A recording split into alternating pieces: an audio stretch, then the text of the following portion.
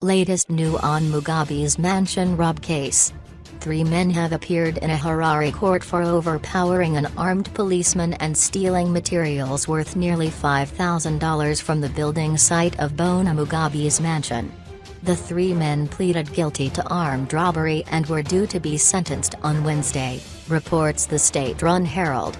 Robson Kondenga, Peter Mengwiro and Brighton Chiziko used a hired truck to cart away 80 wooden boards after they disarmed the policeman guarding the site and tied up his hands and feet with wire, the paper said. Massive excavation work. The trio sold the boards at various open-air markets around the capital. One of the stolen boards was recognized by a construction worker and helped police track down the robbers.